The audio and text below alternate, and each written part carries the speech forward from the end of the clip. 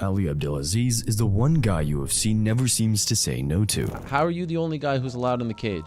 What do you mean? You're like the only manager who's allowed in the cage. His fighters jump the line, get title shots early, and land opportunities nobody else even hears about. But the reason he has that kind of pull has nothing to do with his star roster. It comes from a past full of government work, failed polygraphs, and allegations most fans have never been given the full story on. Shut your mouth. Ali Abdelaziz, my terrorist snitch. So the real question is, how did someone with that history end up with so much influence in the UFC?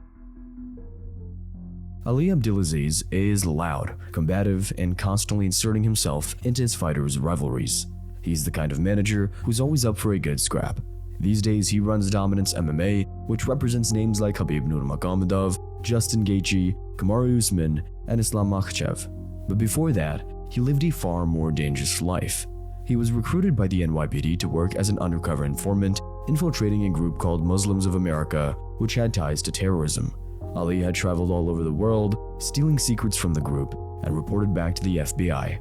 But in 2001, he was arrested for re-entering the US. He was pulled off of a flight going from Cairo, Egypt to New York City on September 11, 2001. He was caught with 5 passports in his possession. He turned informant and turned on the people that he was working with. I don't even know how that man is in this fucking country. By 2008, the FBI started suspecting he was playing both sides. So they brought him in for a polygraph test, and he failed it. After that, they tried to cut him off and tried to deport him. But somehow, he convinced the government he'd be tortured or killed if he got sent back to Egypt. Ali claimed asylum, and in 2011, he was allowed to stay in the United States. Even back then, this showed an incredible amount of leverage. It was only a matter of time before he used that skill within the world of MMA. Ali has always loved the fight game. When he was younger, he wanted to be a martial artist himself. His story is one of the most unlikely stories.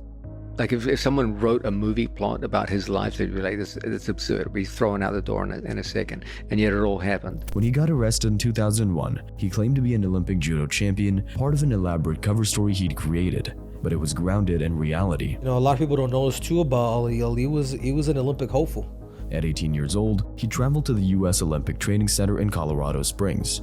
But it was later, when he moved to New Mexico, that he met trainers Greg Jackson and Mike Winklejohn, who introduced him to mixed martial arts.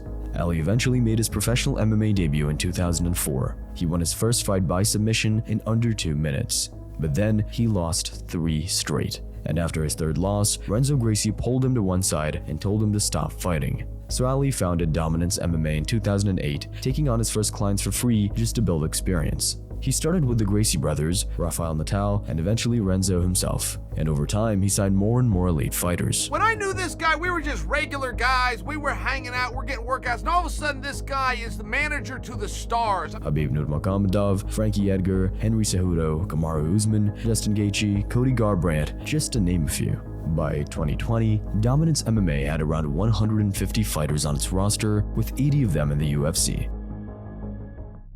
But what really set Ali apart was how he worked with Dana White. Other managers publicly clashed with Dana over pay, contracts, and title shots. But when the UFC needed someone to save a card on short notice, Ali delivered. I like to make deals, you know, and I'll admit it. I like to make deals.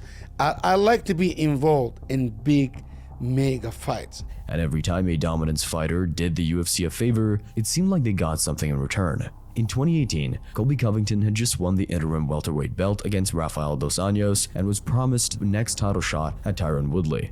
But Covington needed surgery for a sinus infection and had to wait. And even when Covington recovered, he still didn't get his shot. Kamaru Usman skipped the line and got the fight instead. You mentioned that Usman has a powerful manager. He does. It's Ali Abdelaziz, who's a very powerful manager, very successful manager. Do you believe that he just has a better relationship with Dana than Dan?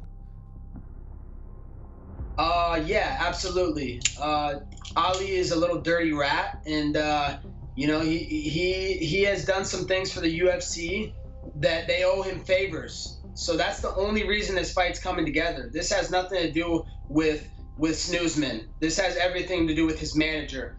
In no way, shape, or form is there ever a time where you put the number 2 fighter above the number 1 fighter when the number 1 fighter is ready to go. And especially when the number 1 fighter has a belt Obviously, Colby was pissed, so he started talking more and more shit about Dana and even confronted him with a camera in a casino. Yo, I told everybody I was going to find Dana and I was going to get my face-to-face. Even if he was denying my calls and he wasn't taking my calls, I know people, man, and I knew he was at the Palms playing in the high roller suites, so I went up on him and asked him why I'm not fighting this weekend, and I better be fighting the winner, and he promised me I'm fighting the winner, so anything less or I'm getting released. It was December 2019 before he finally got his shot.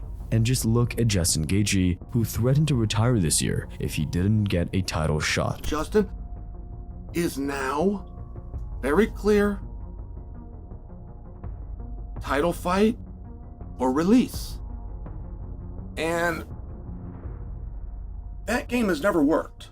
If any other fighter pulled the same move, the UFC would give them the option to fight who they say or just move on. But the threat of walking away kept him in the conversation, and when Topuria took some time off and the UFC needed to create an interim title fight, Justin got what he wanted.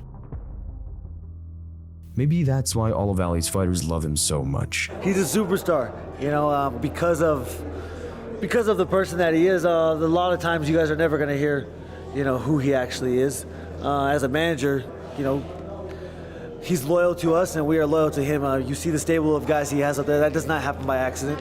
But as for everyone else, Ali, the manager. I mean, I'm probably gonna rub some people the wrong way, but him. yeah, not so much. Ali gives plenty of people reasons to dislike him. And to be honest, a lot of that is down to Conor making us all aware of his story. How's Noah?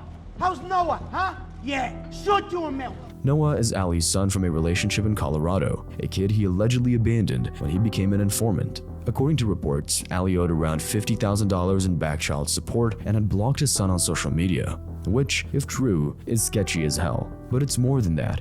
Ali's constantly beefing with fighters. In 2019, he got into a brawl with Colby Covington in a hotel buffet. We got women, we got kids in line. We got women, we got kids in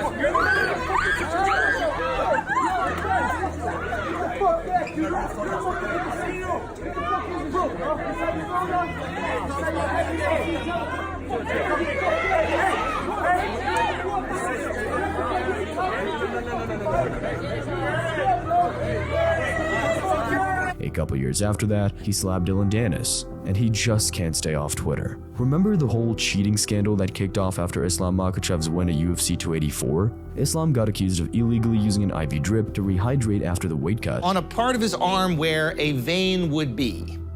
Now, that bruise is a typical bruise for someone who has received an IV. You're not allowed to rehydrate with an IV. There's a 2-year suspension for that. They look at it like performance-enhancing drugs. Ali pretty much confirmed it, saying any fighter can take 2 to 3 liters of IV as long as it's done by a nurse or a professional. There was just one problem. UFC rules only allow 100 milliliters per 12 hours. He deleted the tweet quickly, but he didn't learn anything from it because he's still the ultimate keyboard warrior. It's embarrassing that you've built your name off of losing to other men. I didn't even think you deserved a rematch, but Usman made the call. He told me you're the only one he wants to smash because you can't stop running your mouth. Now that he's beaten you, nobody's ever going to mention your name again. You brought this on yourself.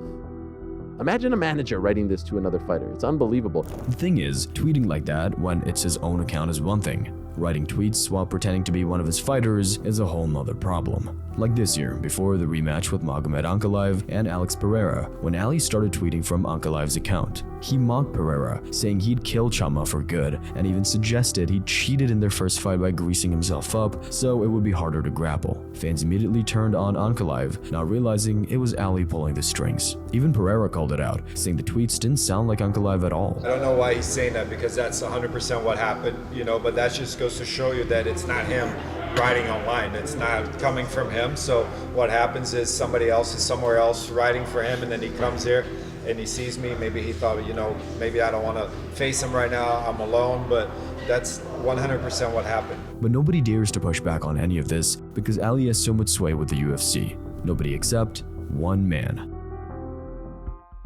Ariel Helwani is one of the few people in MMA who actually speaks out against Ali, even to his face. You know who acts like that, right? You know who acts like that?